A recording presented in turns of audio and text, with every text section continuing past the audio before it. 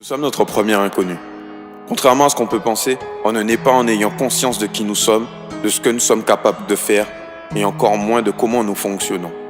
C'est au fur et à mesure d'expériences de vie, c'est au fur et à mesure de rencontres, que certains traits de caractère, que certains modes de fonctionnement, que certaines envies, certaines ambitions vont se manifester. Et toutes ces choses forment qui nous sommes, forment notre personnalité, forment notre identité. Et au lieu de simplement les vivre et les laisser dans le domaine du subconscient, nous devons agir afin de les mettre dans le domaine du conscient et ainsi être pleinement maîtres de nos vies. Se connaître soi-même, ce n'est pas simplement faire le catalogue de ses qualités, de ses défauts, de ses capacités, de ses incapacités. C'est aussi connaître notre impact dans la société. Savoir ce que nous sommes et voulons être à travers nos yeux, mais aussi ceux des autres. C'est être à l'aise avec soi-même et s'accepter tel que nous sommes, dans notre globalité, dans notre entièreté. Bon comme mauvais côté. Car cela nous libère de cette fâcheuse tendance qu'on a à vouloir plaire à tout prix. Et ainsi, ça nous évite de nous perdre sous une identité qu'un autre nous aurait insufflée à travers son influence. Il est plus facile de manipuler un esprit qui se cherche qu'un esprit qui s'est déjà trouvé ou qui a commencé à se trouver. D'où l'importance de savoir qui on est, car c'est notre première arme pour réussir dans la vie et aussi notre premier bouclier pour éviter d'échouer.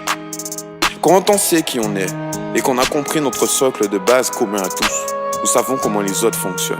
Nous savons ce qui nous différencie d'eux. Comme le disait Gilbert Cesbron, une personne sans personnalité joue forcément un personnage.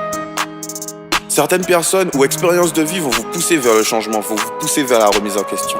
Et c'est normal car c'est ainsi que l'on se forge, que l'on se découvre, en nous confrontant au regard des autres et en vivant des expériences.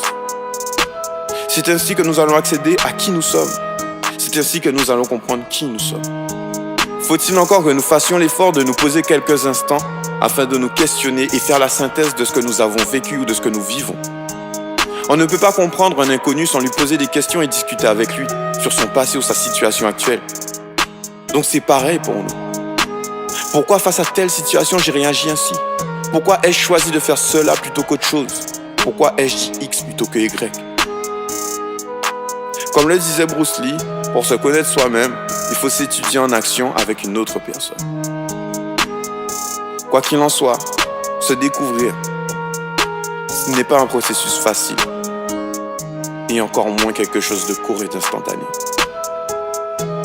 Ça prend du temps, de la rigueur, de l'introspection. Parfois, ça fait peur, car ça demande de nous regarder en face, de voir le pire en nous. Mais tu te dois de faire ce cheminement, tu te dois de faire ce travail.